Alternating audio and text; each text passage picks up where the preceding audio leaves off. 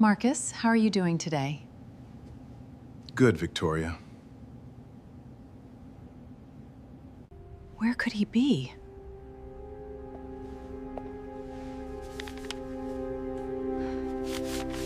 Victoria Hayes had everything most people spent their entire lives trying to obtain. At 47, she was the CEO of one of Chicago's fastest-growing private companies, a woman whose name could open doors, move millions of dollars, and command an entire boardroom without raising her voice. She lived in a luxury penthouse overlooking the city, drove a car most people only saw in magazines, and had built a reputation for being nearly impossible to impress. But there was one thing Victoria could not buy, no matter how much money she had, how much power she possessed, or how many successful men wanted her attention. Every night, long after the executives had gone home and the elevators stopped carrying employees toward the parking garage, Victoria found herself waiting for the same man. He wasn't a billionaire. He wasn't an executive. He wasn't even part of her management team. He was the man who emptied her office trash. His name was Marcus Bennett. He was 52 years old, wore a gray janitorial uniform, carried a mop through the corridors of Victoria's company, and spoke so quietly that most employees barely remembered he was there. Yet somehow, the most powerful woman in the building had begun noticing every time he walked past her office.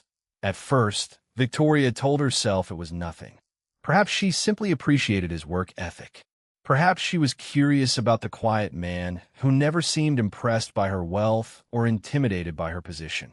But then she started staying late. Then she started finding reasons to speak with him. And eventually, she began looking forward to the sound of his footsteps outside her office more than she looked forward to anything else in her life. Nobody understood what was happening between the CEO and the janitor.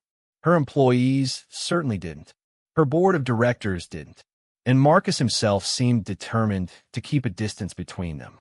He knew there were lines he couldn't cross. He knew what people would say. More importantly, he knew something Victoria didn't know. Something buried deep in his past. Something connected to the life he had abandoned years earlier. And when Marcus suddenly disappeared from the building one night without telling Victoria where he was going, she realized that the quiet janitor she had fallen in love with might have been hiding an entire life from her. But that wasn't the worst part. The following morning, an envelope arrived at Victoria's office. There was no return address, no explanation, just her name written across the front. Inside were documents that forced Victoria to question everything she knew about Marcus Bennett, everything she believed about her own family, and everything that had happened years before she ever met him. Because Marcus wasn't simply a man who had lost his fortune and chosen a quieter life. Someone had destroyed his old life. Someone had made sure nobody believed his side of the story.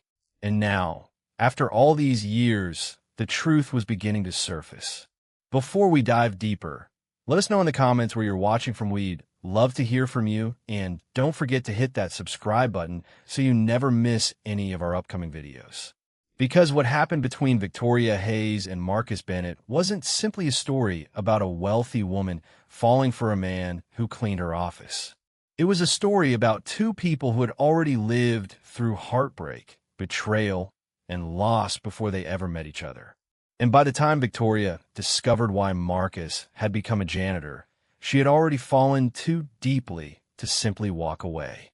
The question was no longer whether a CEO could love her janitor. The real question was whether their love could survive the truth about the past. Victoria Hayes had spent nearly 3 decades building a life that looked perfect from the outside.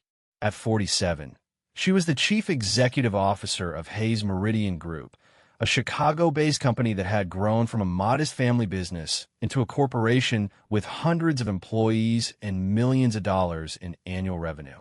Her name appeared in business magazines. Politicians attended her charity events. Investors listened carefully whenever she spoke.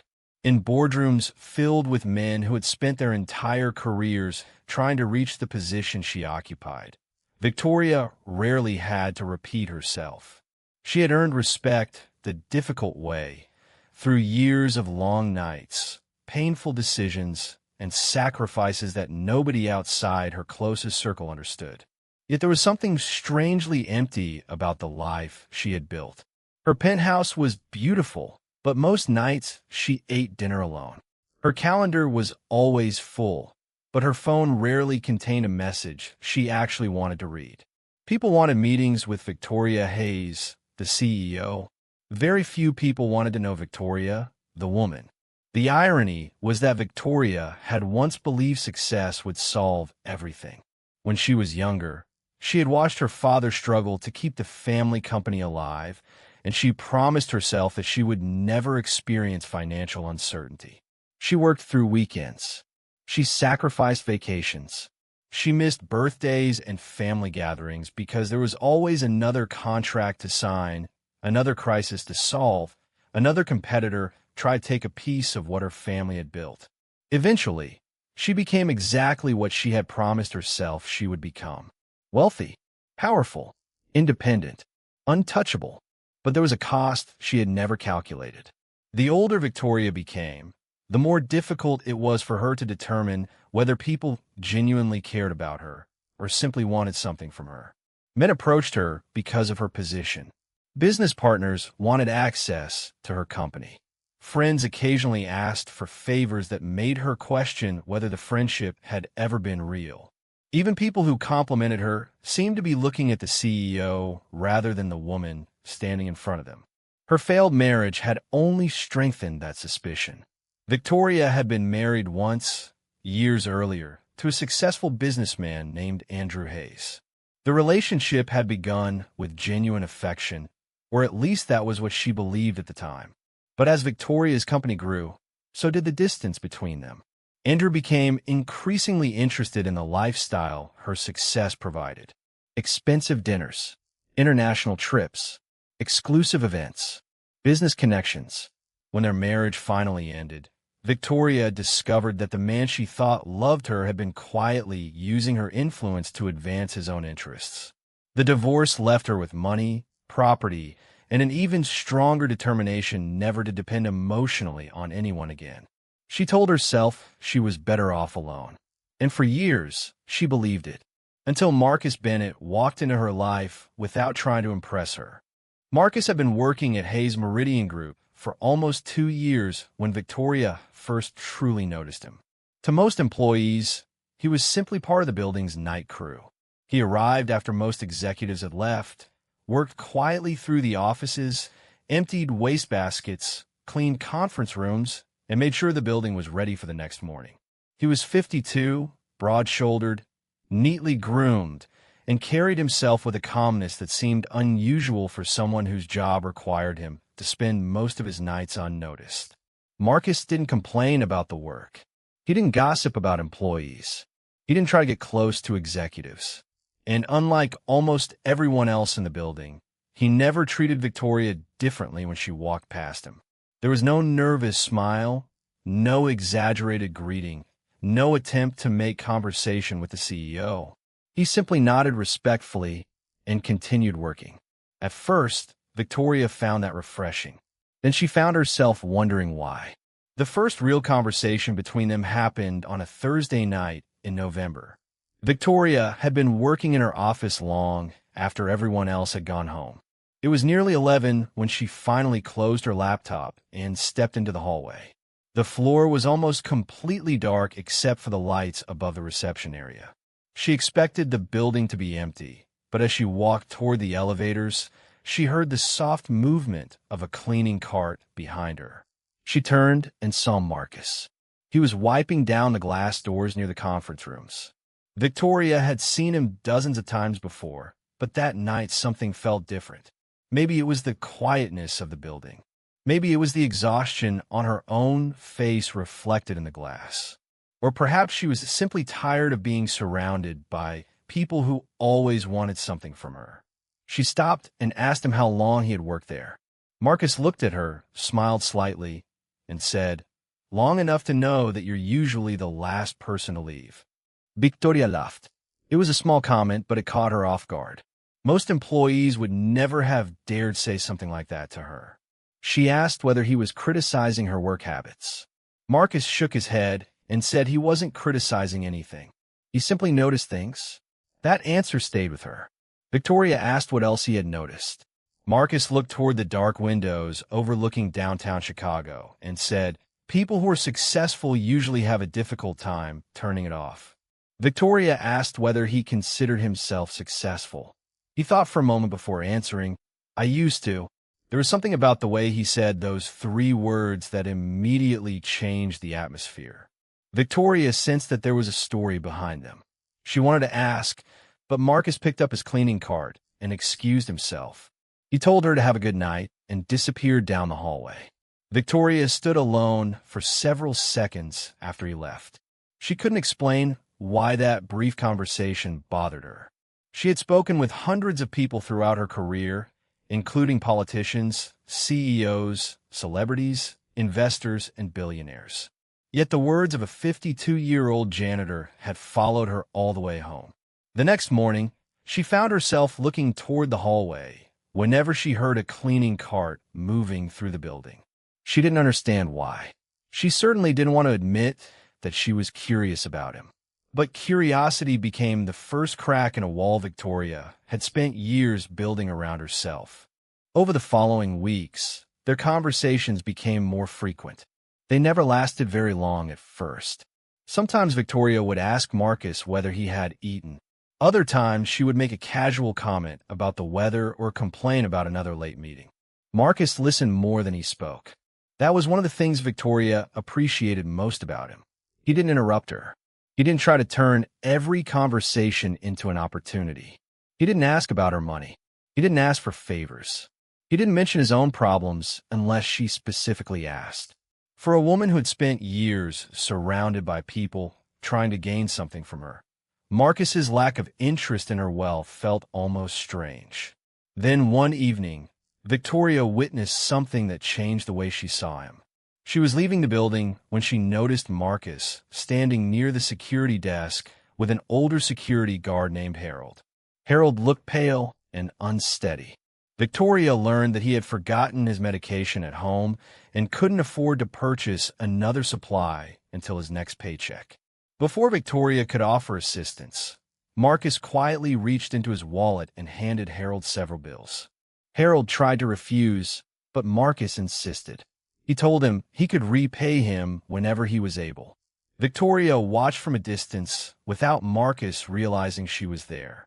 She had the money to solve Harold's problem without thinking twice, but Marcus had done it without anyone asking. More importantly, he had done it without expecting anyone to notice. The next night, Victoria waited for Marcus to finish cleaning her office. When he finally entered, she asked him about Harold. Marcus looked slightly uncomfortable and said Harold was fine. Victoria asked why he had helped him. Marcus paused, then answered, "Because somebody helped me once." Victoria asked who. For the first time since she had met him, Marcus didn't smile. His expression changed completely. He looked down at the floor and said, "Someone who isn't here anymore." Victoria immediately understood that she had touched something painful.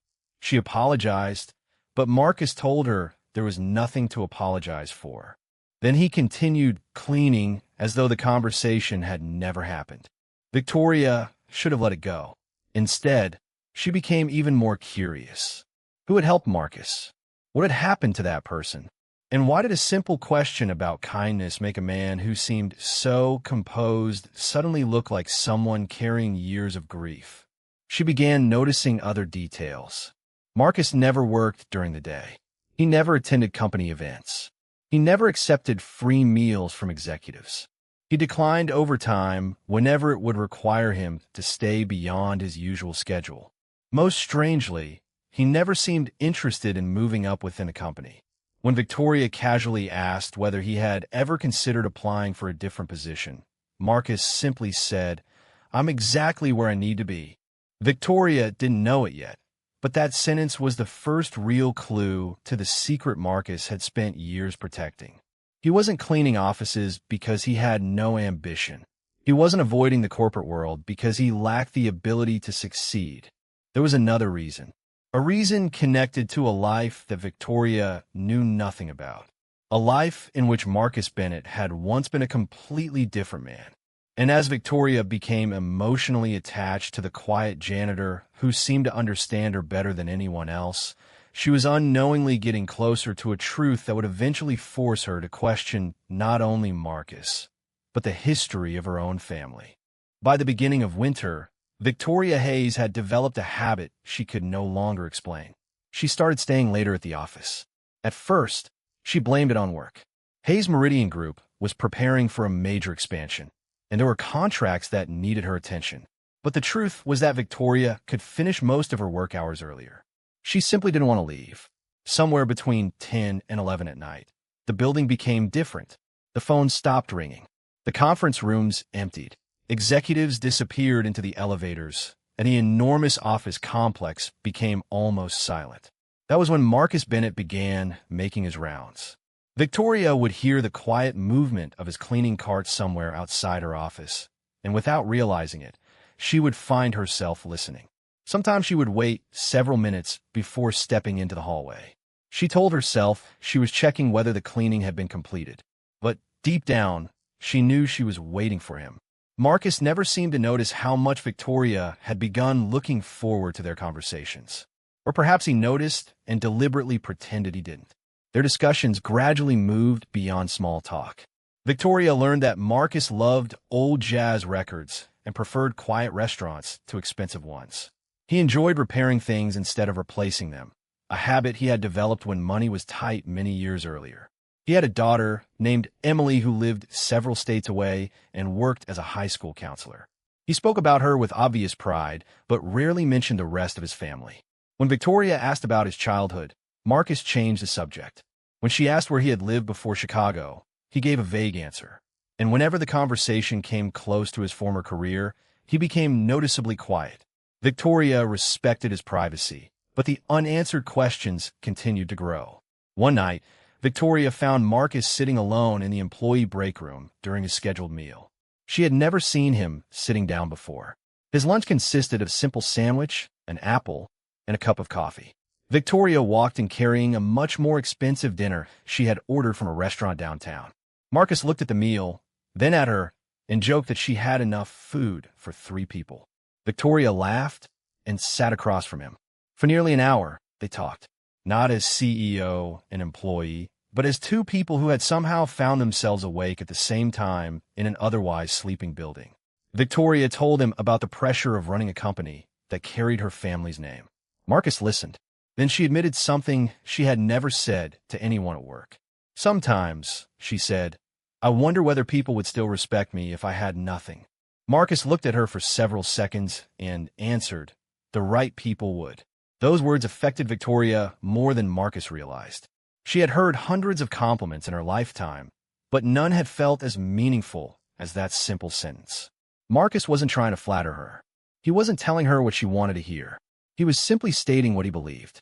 Victoria began to understand why she felt comfortable around him. Marcus had no reason to pretend. He didn't need her approval. He didn't need her money. And because he expected nothing from her, Victoria found herself wanting to give him something she rarely gave anyone, her trust. But there was still a wall between them, and Marcus seemed determined to keep it standing. That wall became impossible to ignore one rainy evening when Victoria's car refused to start in the underground parking garage. The weather outside had turned cold and wet, and most of the employees had already gone home. Victoria stood beside her car, staring at her phone, trying to decide whether to call her driver. Then she heard footsteps. Marcus appeared, carrying his cleaning supplies. He asked if there was a problem. Victoria explained what happened. Marcus looked under the hood and immediately recognized the issue. He told her the battery was weak and probably needed to be replaced. Victoria expected him to call security or arrange roadside assistance. Instead, Marcus told her to wait. He disappeared for several minutes and returned with equipment from his own vehicle. He managed to get the car started without asking for anything in return. Victoria thanked him and offered to pay him for his time. Marcus smiled and refused. She insisted. He refused again. Finally, she asked why he was so determined not to accept anything from her.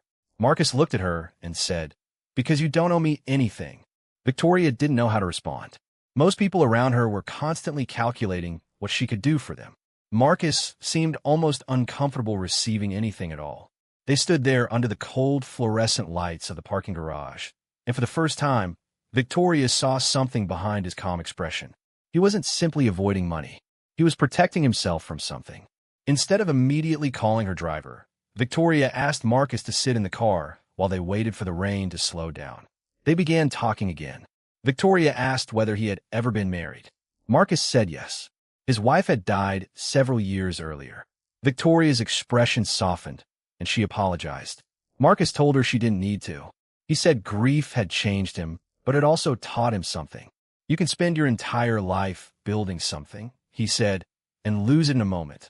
So, eventually, you learn to appreciate what cannot be replaced. Victoria looked at him and asked whether he had ever been happy. Marcus smiled. I was. Then he looked through the windshield at the rain. And sometimes I still am.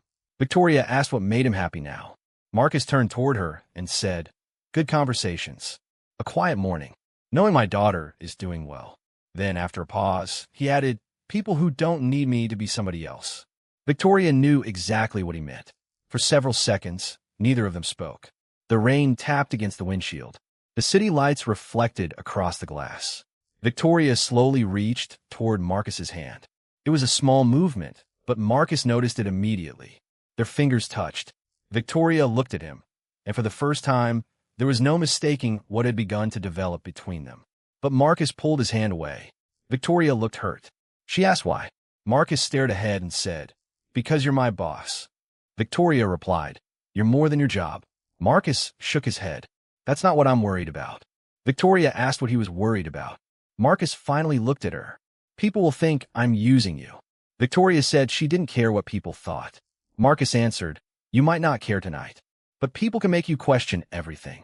Victoria was silent. She understood what he was saying, but she didn't want to accept it. She had spent years making decisions based on what other people expected. For once, she wanted to make a decision because it was what she felt, but Marcus still refused to cross that line. He stepped out of the car after the rain began to weaken and told Victoria to drive safely. Then he walked away into the parking garage. Victoria watched him disappear, realizing that she had never wanted someone more precisely because he refused to take advantage of her feelings. After that night, their relationship changed. Victoria became more aware of Marcus's presence, while Marcus became more cautious. Their conversations continued, but he maintained a careful distance. Victoria respected that, even though it frustrated her. She began wondering whether Marcus was afraid of her position or afraid of what being close to her might reveal about himself.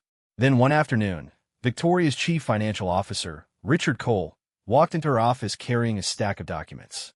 Richard had been with the company for years and was one of the few executives Victoria trusted completely. He was intelligent, polished, ambitious, and always seemed to know what was happening inside the organization before anyone else did. Richard closed the door behind him and asked Victoria a question she wasn't prepared for. How well do you know Marcus Bennett? Victoria froze. She asked why he was asking. Richard placed a folder on her desk. He said he had noticed the two of them spending time together after hours. Victoria immediately became defensive. She reminded him that Marcus was an employee and that his personal life was none of Richard's concern. Richard didn't argue. Instead, he opened the folder and showed her an old photograph. It was Marcus, but he wasn't wearing a janitor's uniform. He was standing outside a corporate building in an expensive suit, surrounded by several executives. Victoria stared at the photograph. She asked Richard when it was taken. Richard answered, about 15 years ago. Victoria looked at Marcus's face again. The man in the photograph looked confident, successful, and completely different from the quiet janitor who cleaned her office every night. She asked Richard what Marcus had been doing back then. Richard hesitated before answering. He wasn't a janitor. Victoria felt a chill run through her. Richard told her that Marcus Bennett had once been a senior financial executive connected to a major investment firm. He had handled millions of dollars and had been involved in several high-level business deals. Then, according to the records Richard had found, something went terribly wrong. Money disappeared. Investors lost fortunes. Marcus's name became connected to the scandal, and shortly afterward, he vanished from the corporate world. Victoria looked at the photograph again. Suddenly, all those strange details began making sense. The way Marcus spoke about business, the way he understood contracts, the reason he never seemed impressed by money, the reason he avoided talking about his past. Victoria asked Richard what had happened to Marcus. Richard's answer was quiet. That's the part you need to be careful about. Victoria looked up. Richard continued, because whatever happened 15 years ago, Marcus Bennett was never completely honest about it. And for the first time since Victoria had met him, she began wondering whether the man she was falling for had been hiding more than heartbreak. He might have been hiding a crime. Victoria Hayes spent the rest of that afternoon staring at the photograph Richard Cole had left on her desk. She should have been thinking about the company's expansion plans, the upcoming board meeting, or the contract waiting for her signature. Instead, she kept looking at Marcus Bennett's younger face. 15 years earlier, he had stood in an expensive suit outside a glass office tower, surrounded by executives and investors. He looked confident, successful, and completely comfortable in a world Victoria knew well. Yet today, that same man pushed a cleaning cart through the hallways of her company and spent his nights emptying wastebaskets. The contrast was difficult to understand. Victoria called Richard back into the office and demanded everything he knew. Richard told her that Marcus had once been a senior financial executive at Bennett Capital Partners, a respected investment firm that had collapsed after a major financial scandal. Millions of dollars had disappeared, several investors lost everything, and Marcus had been publicly blamed. But there was something Richard hadn't mentioned earlier.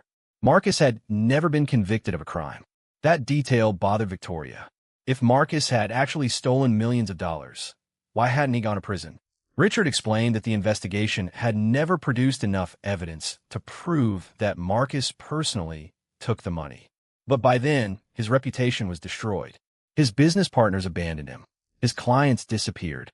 The newspapers described him as a failed executive who had lost control of his company.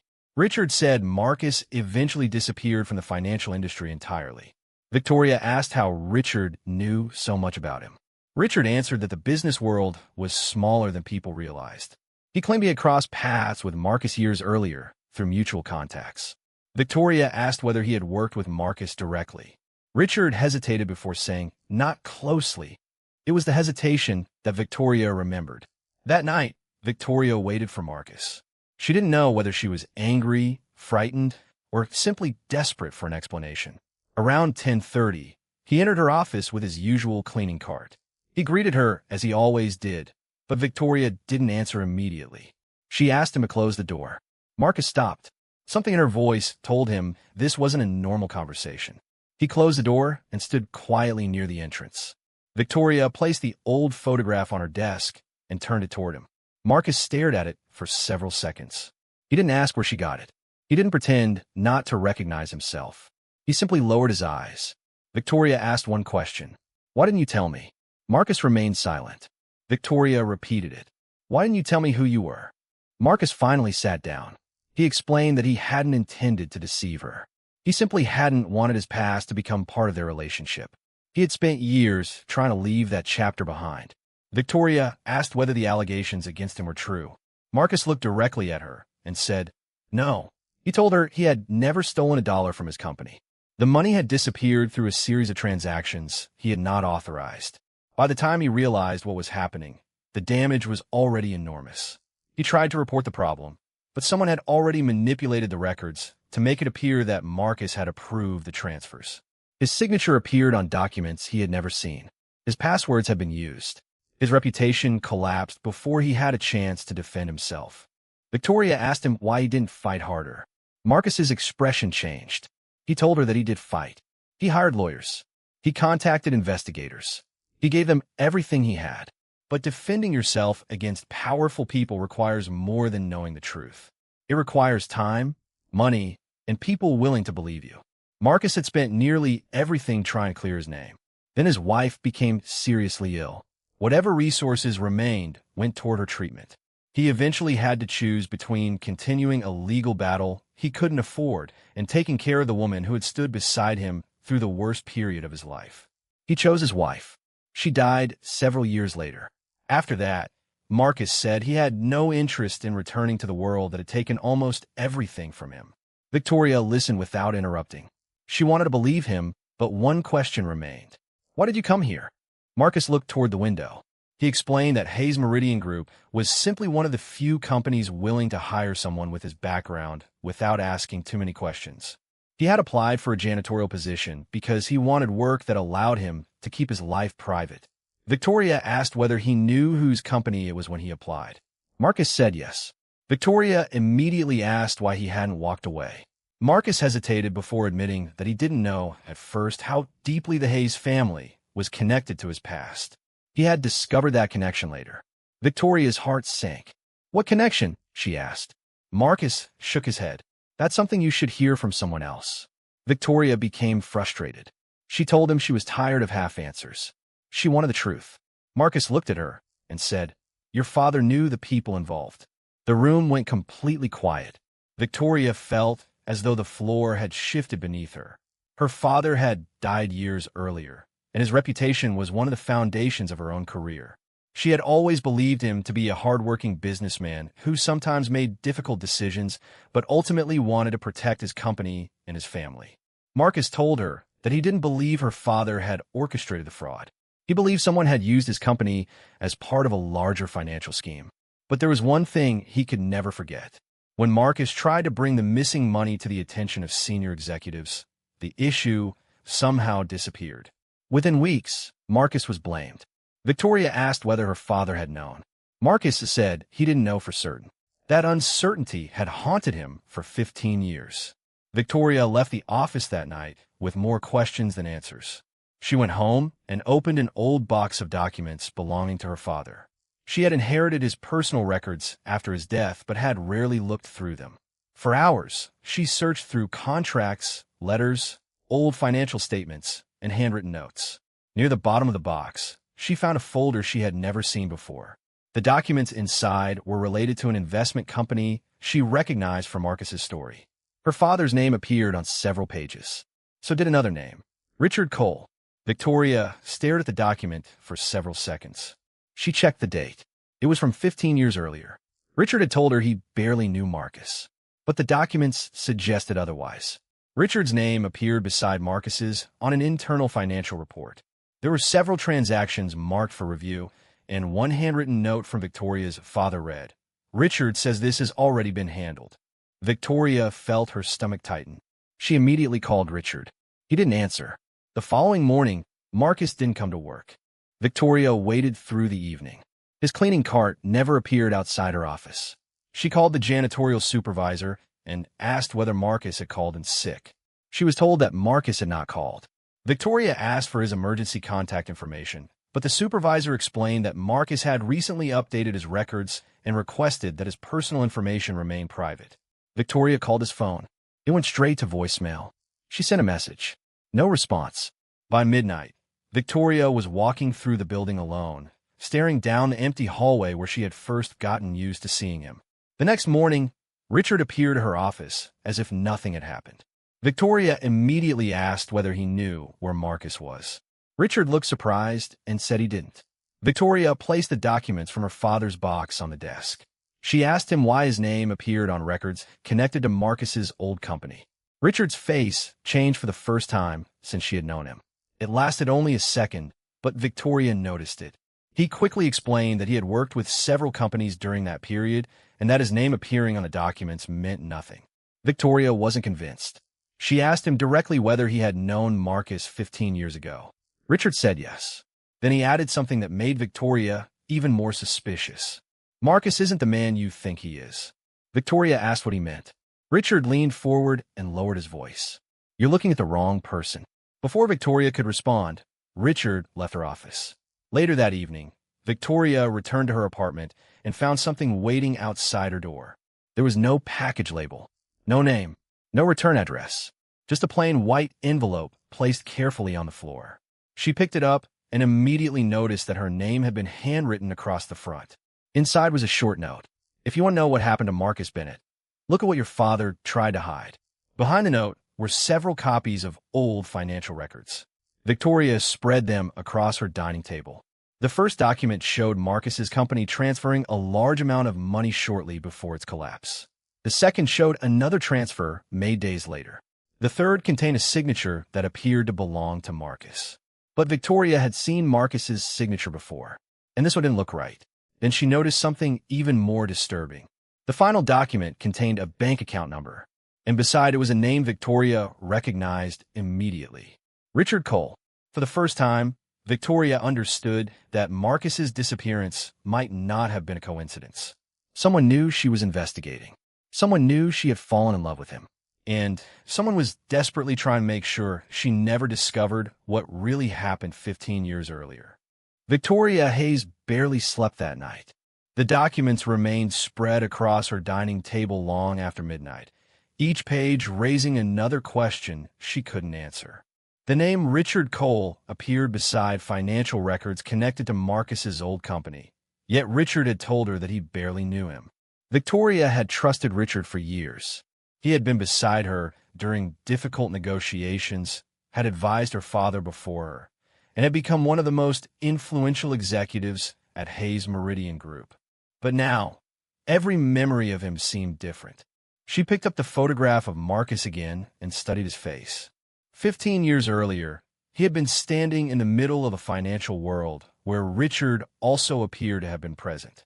Then Marcus lost everything. His wife became ill, and he disappeared from that world. Somehow, years later, he had ended up cleaning Victoria's office.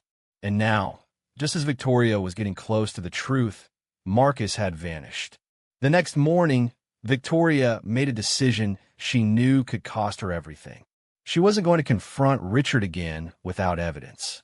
Instead, she contacted an independent forensic accountant named Daniel Mercer, a former federal investigator who had spent years examining corporate fraud. Victoria gave him copies of the documents without telling him the entire story. She asked him to trace the financial transactions and determine where the money had gone. Daniel agreed, but he warned her that old financial records could be difficult to reconstruct. Accounts might have been closed, companies dissolved, and documents destroyed. Victoria told him she didn't care how long it took. She needed the truth. While Daniel began his investigation, Victoria continued searching for Marcus. She called his daughter, Emily, but Emily sounded surprised that Victoria had her number. Victoria introduced herself and explained that Marcus hadn't shown up for work. There was a long silence before Emily asked, "Has my father told you about what happened to my mother?" Victoria froze. She asked what she meant. Emily said her father rarely discussed the past, but whenever someone from his former business life appeared, he became anxious. She said Marcus had spent years believing someone was watching him. Victoria asked whether Marcus had ever mentioned Richard Cole. Emily immediately became quiet.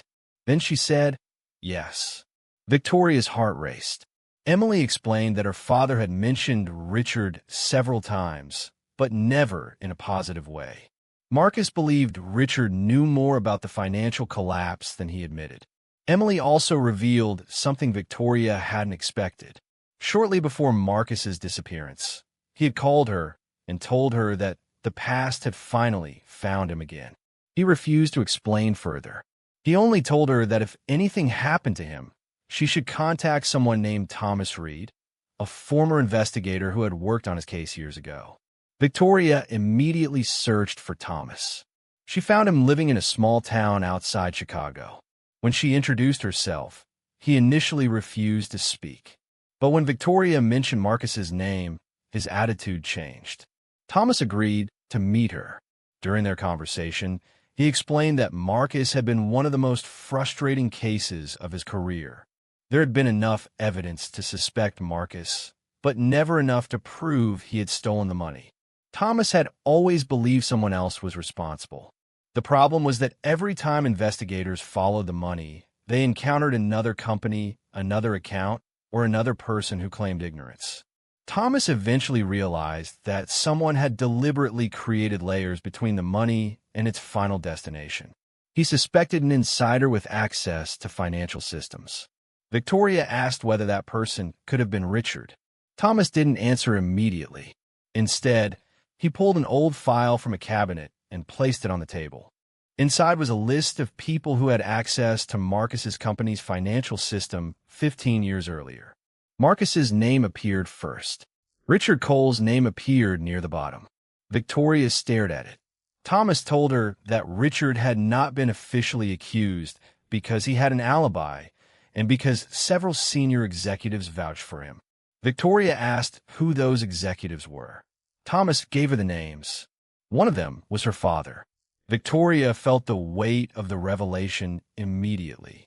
Her father had not necessarily been part of the fraud, but he had defended Richard. And if Marcus had been telling the truth, that decision might have helped destroy his life. Thomas then revealed something else. A few days before the investigation ended, he had received instructions from his superiors to stop pursuing the financial trail. He never learned who issued the order, but he remembered one thing. The order came from someone with connections to the company's investors. Victoria left the meeting feeling sick. Her entire understanding of her father's legacy was beginning to fracture. She had spent years believing that he had built his company through hard work and integrity. Now she was beginning to wonder whether he had made compromises he never told his daughter about. She returned to Hayes Meridian Group and went directly to the executive archives. She spent hours searching through old files until she found something unexpected. A box containing documents from the year Marcus's company collapsed had been transferred into the Hayes Meridian archives shortly afterward. Victoria opened it and found meeting minutes, correspondence, and financial reports. Then she found a handwritten letter from her father addressed to someone named Richard. The letter was short, but one sentence made Victoria's hands tremble. "If Marcus keeps asking questions, we may have a problem." Victoria read the sentence again. Her father knew Marcus was asking questions, but the letter didn't explain what he was asking about. Victoria continued searching until she discovered a second letter. This one had never been sent. Her father wrote that he had become concerned about irregular transactions involving several investment accounts. He suspected someone within the organization was moving money without authorization. He wrote that he had confronted Richard privately. According to the letter, Richard denied everything. Victoria's father then wrote something that changed the entire story. He said he had decided not to report his suspicions because doing so could destroy several companies connected to his family. Victoria stared at the words in disbelief. Her father hadn't created the scheme, but he had seen signs of wrongdoing and chosen silence. That silence had allowed the truth to remain buried. Before Victoria could process what she had discovered, her phone rang. It was Daniel Mercer, the forensic accountant. He told her that he had traced one of the old transactions. The money had passed through 3 companies before reaching an account that no longer existed. But Daniel had recovered an archived banking record. The final beneficiary was not Marcus. It wasn't his company, and it wasn't Victoria's father. It was a company controlled by Richard Cole. Victoria immediately asked Daniel whether he was certain. He said the evidence was preliminary but compelling. More importantly, he had found something else. The company had been established only weeks before Marcus's business collapsed. Its registered director was a person Victoria had never heard of, but the address listed for the company matched an office building Richard had rented at the time. Victoria knew she had enough to confront him, but before she could do it, Marcus finally returned. It was almost 9 o'clock that evening when Victoria heard the familiar sound of footsteps outside her office. She opened the door and saw him standing there. He looked exhausted. His clothes were wrinkled, his face was unshaven, and there was a small cut near his forehead. Victoria immediately rushed toward him and asked where he had been. Marcus told her he couldn't explain everything yet. Victoria demanded an answer. Marcus looked at her and said, "Someone followed me." He explained that after receiving the envelope, he had realized someone was watching him. He had left Chicago for a few days because he didn't want Victoria involved. But while he was away, he discovered that someone had entered his apartment. Victoria asked what they were looking for. Marcus said, "The evidence." Victoria asked what evidence. Marcus reached inside his jacket and pulled out a small flash drive. He told her it contained copies of the original financial records from 15 years earlier. He had kept them hidden for years because he was afraid that whoever destroyed his reputation would come after him again. But now he believed hiding was no longer enough. Victoria asked him why he had never shown her. Marcus looked at her with tears in his eyes and said, "Because I knew what it could do to your family." Victoria told him she didn't care about protecting a family name anymore. She cared about the truth. Marcus finally handed her the flash drive. Victoria connected it to her computer. The files opened one by one. There were transaction records, emails, internal communications, and copies of financial approvals. Then Victoria saw an email dated 15 years earlier. The sender was Richard Cole. The message was addressed to Victoria's father. Victoria read it twice. Richard had written that Marcus was becoming suspicious and that they needed to control the situation before he went public. Victoria's heart stopped. Marcus watched her face. Then Victoria whispered, "My father knew." Marcus shook his head. "Your father knew something was wrong, but he didn't know everything." Victoria looked at the screen again. Another file opened automatically. It contained a recorded conversation, and the voice on the recording belonged to Richard. Victoria pressed play. What she heard next would finally reveal how Marcus had lost everything. But before the recording could finish, the computer screen suddenly went black. The flash drive disappeared from the system, and Victoria's office door slowly opened. Richard Cole was standing on the other side. He looked directly at Marcus, then at Victoria, and he said, "You should never have opened that file." Richard Cole stood in the doorway of Victoria Hayes' office, staring at the computer screen as though he already knew exactly what they had discovered. For several seconds, nobody moved. Marcus Bennett remained beside Victoria, his expression unusually calm, while Victoria stared at Richard with a mixture of disbelief and anger. She had known Richard for years. She had trusted him with confidential information, allowed him into meetings where millions of dollars were discussed, and relied on his judgment when difficult decisions had to be made. But now, standing in front of her, he looked like a completely different man. Victoria asked him what he meant when he said they should never have opened the file. Richard tried to remain composed. He told her that she didn't understand what she was dealing with. Victoria stepped toward him and asked whether he had destroyed Marcus's career 15 years earlier. Richard denied it. He said Marcus was obsessed with blaming someone for his failures. Marcus finally spoke. He told Richard that the truth had survived even if his reputation had not. Richard's expression hardened. Then he said something that confirmed Victoria's worst suspicion. "You really should have left the past alone." Victoria immediately understood that Richard wasn't afraid of Marcus. He was afraid of what Marcus had kept hidden. The argument quickly became heated. Richard insisted that the financial collapse had been complicated and that everyone involved had made mistakes. Victoria asked why his company had received money from transactions connected to Marcus's business. Richard said the transfers were legitimate. Victoria asked why her father had written that Richard needed to be watched. Richard had no answer. Then Marcus stepped forward and reminded him that 15 years earlier, Richard had convinced everyone that Marcus had approved financial transfers he had never authorized. Richard told Marcus that nobody had ever believed him because there was no proof. Marcus replied that there was proof now. He pointed toward the computer. Richard immediately looked nervous. Victoria noticed. She asked what he was afraid of. Richard refused to answer. Then he turned and attempted to leave. Victoria stopped him. She told him he wasn't going anywhere. Richard reminded her that he was still the company's chief financial officer and warned her that removing him without evidence could create a legal disaster. Victoria looked at him and calmly replied that she wasn't removing him. She was suspending him pending an independent investigation.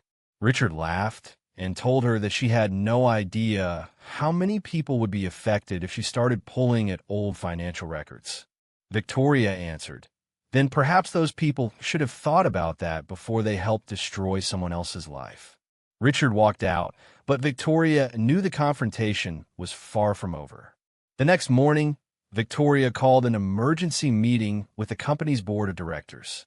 She presented the documents Daniel Mercer had uncovered, the old record from her father's files, and the evidence Marcus had preserved. She didn't accuse Richard of stealing money without qualification. Instead, she asked the board to authorize a complete independent investigation into the historical transactions. Several board members resisted. Some argued that the events were too old to matter. Others warned Victoria that reopening the case could damage the company's reputation. But Victoria refused to back down. She told them that protecting a reputation was meaningless if that reputation depended on hiding the truth. The investigation lasted several weeks. Former employees were contacted. Old bank records were recovered. Archived emails were examined. Investigators interviewed people who had refused to speak 15 years earlier. Slowly, a picture began to emerge. Marcus had not stolen the money. Several unauthorized transfers had been made using credentials that had been improperly accessed. Richard had been involved in a network of companies that received portions of the funds. Victoria's father had become suspicious, but had chosen not to expose the entire situation because he feared the financial consequences for his own company and other investors. He had not planned Marcus's downfall, but his decision to remain silent had allowed it to happen. Then investigators uncovered the most important piece of evidence. The original authorization records had been altered after the transactions occurred. The person who had accessed the system had used credentials connected to Richard. Richard finally admitted that he had known about the transactions. He claimed he hadn't personally created the entire scheme, but he had helped move money through several companies. He said he believed the situation would eventually be corrected. When Marcus discovered the irregularities and began asking questions, Richard panicked. Instead of admitting what he had done, he helped redirect suspicion toward Marcus. Other executives went along with the story because exposing the truth would have endangered their own positions. Marcus had spent 15 years living with the consequences. He lost his career. He lost his savings. He lost his reputation. And while he was fighting to clear his name, his wife became seriously ill. The investigation couldn't give Marcus back the years he had lost. It couldn't give him back his wife. It couldn't erase the humiliation of being treated as a criminal by people who had once respected him. But it could finally give him something he had wanted for 15 years. The truth. When the findings became public, Marcus's name was formally cleared. News outlets reported that the former financial executive had been wrongly blamed for the collapse of his company. People who had once avoided him began contacting him again. Former colleagues apologized. Some admitted that they had doubted him. Others confessed that they had known something was wrong, but had been too afraid to speak. Marcus accepted the apologies, but he didn't spend his time celebrating. He had learned long ago that public recognition couldn't repair every wound. Victoria understood that. She didn't try to fix his past. She didn't tell him to forget what happened. She simply stayed beside him. But there was still one question between them. What would happen to their relationship now that the truth was finally out? Marcus knew people would talk. Victoria was still the CEO of the company. He was still the man everyone had once seen cleaning her office. Some employees believed their relationship had been inappropriate from the beginning. Others thought Marcus had intentionally gotten close to Victoria because he knew her family's connection to his past. Even after the investigation cleared his name, rumors continued. Marcus eventually told Victoria that he was leaving Hayes Meridian Group. Victoria asked why. He explained that he didn't want their relationship to become another source of controversy for her. He didn't want people saying that he had used her position to rebuild his life. He didn't want her board questioning every decision she made because of him. Victoria listened quietly. Then she asked him a question he wasn't expecting. "Are you leaving because you don't love me?" Marcus looked at her. "No." "Then why are you leaving?" "Because I do." Victoria stepped closer. She told him that for most of her life, she had allowed other people's expectations to control her decisions. She had built a company according to what her father wanted. She had stayed in a marriage longer than she should have because she feared failure. She had spent years protecting a reputation that sometimes mattered more to her than happiness. She wasn't going to make that mistake again. Victoria told Marcus that she didn't need him to work for her. She didn't need him to live in her world. She didn't even need him to accept her money. She simply wanted him to stay. Marcus asked what she expected from him. Victoria smiled and said, "Nothing." Those were the words that finally broke the last barrier between them. Marcus had spent years believing that love came with conditions. Victoria had spent years believing that affection always came with an agenda. Somehow, they had found each other at exactly the moment when both were ready to stop believing those things. Months later, Victoria made another decision. She created a foundation dedicated to helping people who had been financially ruined by corporate fraud, workplace corruption, and dishonest business practices. Marcus became involved in the organization, using the knowledge from his former career to help others who didn't have the money or influence to defend themselves. He never returned to the corporate world. He didn't want to. For the first time in his life, he was working because he believed in what he was doing rather than because he needed to prove something. Victoria remained CEO of Hayes Meridian Group, but she changed too. She became less concerned with appearances and more interested in the people behind the positions. She began spending more time with employees outside the executive floor. She learned their names. She listened to their problems. She started questioning decisions that might once have been accepted simply because they were good for the bottom line. And Marcus remained one of the few people who could tell her when she was wrong. 1 year after the night, everything changed. Victoria and Marcus returned to the same parking garage where their relationship had nearly begun. The building was quiet. Victoria's car was parked in the same area. Marcus laughed when he remembered the night her car wouldn't start. Victoria asked him whether he remembered refusing to let her pay him. Marcus smiled. "Of course." She asked why. He said, "Because I knew if I accepted your money, you'd have one more reason to think I wanted something from you." Victoria looked at him and said, "You were wrong." Marcus asked how. She answered, "I wanted you before I ever knew what you had." Marcus smiled. Then Victoria took his hand. Neither of them needed to say anything else, because their story had never really been about a CEO and a janitor. It had been about two people who had both lost something important and somehow found each other afterward. Victoria had discovered that wealth could buy comfort, but not trust. Marcus had discovered that losing everything didn't mean your life was over. And somewhere between the quiet hallways of a Chicago office building and the painful secrets of a 15-year-old financial scandal, two people who should never have met had found the one thing neither of them had been looking for: a second chance. The world had once looked at Marcus Bennett and seen only a janitor. Victoria had looked at him and seen the man underneath the uniform. And Marcus had looked at Victoria Hayes and ignored the title, the money, the company, and the power. He saw the woman underneath it all. The lonely woman who wanted to be loved without being used. The woman who had spent years building walls around her heart.